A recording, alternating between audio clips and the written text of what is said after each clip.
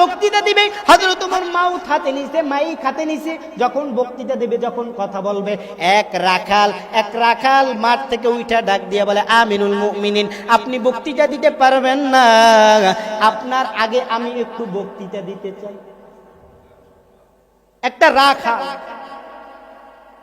মাঠের ভিতরে সবাই মানুষ, তাদের মাথা গরম হয়ে গেছে। বাদশার বক্তৃতা থামাইয়া এই রাখাল, এই জীর্ণ শীর্ণ ব্যক্তিটা কি বক্তৃতা দিবে, মানুষ সবাই মাথা গরম হয়ে গেছে। হযরত ওমর বলে, থামো, সে কি বক্তৃতা দেয় আগে শুনি। ওই রাখাল উইটা ডাক দিয়ে বলে, আমিরুল মুমিনিন, আপনার আগে প্রেসিডেন্ট ছিল হযরত আবু বকর, এই আবু বকরের জীবনের সম্বন্ধে আমি একটু জানি। আমি যখন ক্ষেতের ভিতরে কাজ করতাম, দেখতাম হযরত আবু বকর একটা টিফিনের বাটি নিয়ে এই গল্লি দিয়ে, এই রাস্তা দিয়ে ওই বনের ভিতরে ঢুকতো। আমি একদিন প্রশ্ন করি আমিরুল মুমিনিন হযরত আবু বকর, বাদশা এই টিফিন কেসের বাড়ির ভিতরে আপনি প্রতিদিন কি নিয়ে যান? তিনি বলে, এর ভিতর হালুয়া আর রুটি নিয়ে যাই। বলে, কার জন্য নিয়ে যান? বলে, আমার এক বন্ধুর জন্য নিয়ে যাই। হযরত ওমর মোনাজাত দিয়ে দিল, আর কোনো বক্তৃতা দেয় না। হযরত ওমর বলে, এতক্ষণ যারাই বক্তৃতা দিছো, আমি কিছু পাই আর না পাই, এই বক্তৃতার ভিতরে আমি রহস্য পাইয়ে গেছি। হযরত ওমর বাড়ির ভিতরে যাইয়া বিবিরে ডাক দিয়া কয়, বিবি রে, একটু হালুয়ার রুটি বানা। বিবি হালুয়ার রুটি বানাইয়া দিছে। আমিরুল মুমিনিন হালুয়ার রুটি নিয়া ওই রাস্তায়, যেই রাস্তায় ওই রাখাল বলছে, ওই রাস্তা অনুযায়ী হাঁটতেছে। রাস্তার ভিতরে যাইতে একটা বনের ভিতর প্রবেশ করছে। বনের ভিতর প্রবেশ করিয়া দেখে, বনের ভিতরে ঢুকতেছে আর দেখে নাকের ভিতর দুর্গন্ধ আসে। হযরত ওমর তারপরে সামনে আগায়, বলে, এই জায়গায় রহস্য আছে। আবু বকর কেন এই বনের ভিতরে ঢুকতো? হাঁটতে কত দূর যাওয়ার পর গিয়া দেখে বনের ভিতরে এক জীর্ণ শীর্ণ ব্যক্তি পড়িয়া আছে, শরীরের মধ্যে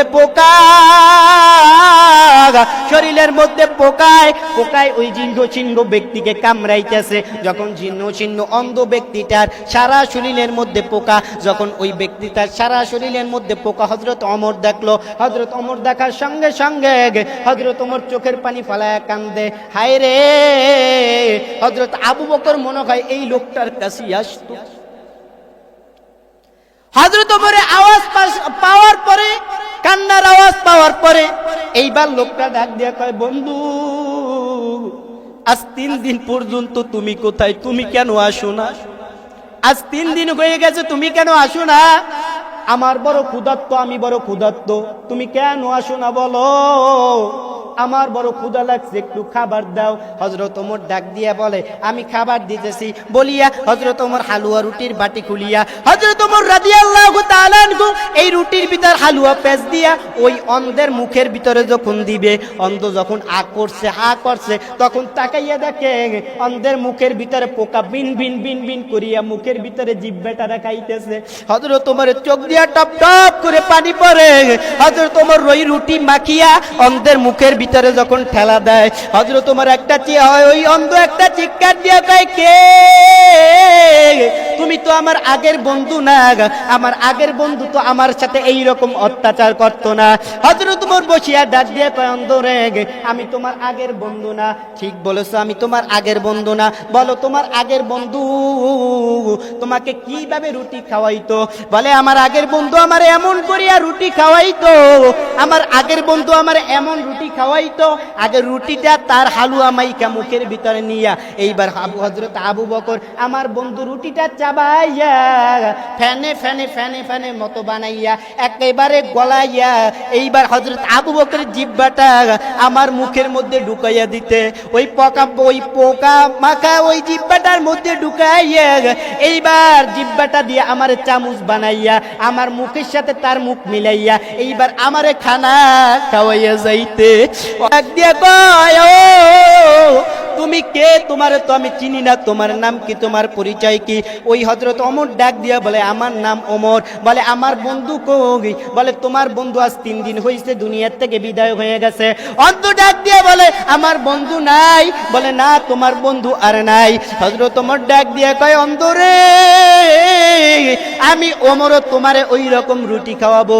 এই অন্ধ ডাক দিয়ে বলে ওমর রে, আর রুটি খাওয়াবার কোনো প্রয়োজন নাই। আমি রুটি খাইতে খাইতে খাইতে খাইতে আমি আমার এক বন্ধু হারাইয়া ফেলাইছি। এই ওমর, আমি হইলাম ইহুদি, আমার বাবা ইহুদি, আমি একটা ইহুদি জাতি। আমি রুটি খাইতে খাইতে আবু বকরে হারাইয়া ফেলাইছি। আমি এবার কেননা রুটি খাইতে খাইতে আমি নিজেই হারাইয়া যাই। এর আগে আমার কালিমা পড়াইয়া মুসলমান বানায়া দাও, আমি পরে এই রুটি খাবো। হযরত ওমর ডাক দিয়ে বলে অন্ধ তাইলে পড়ো লা ইলাহা ইল্লাল্লাহু মুহাম্মাদুর রাসূলুল্লাহ। জোরে জোরে বলেন সাল্লাল্লাহু আলাইহি ওয়াসাল্লাম।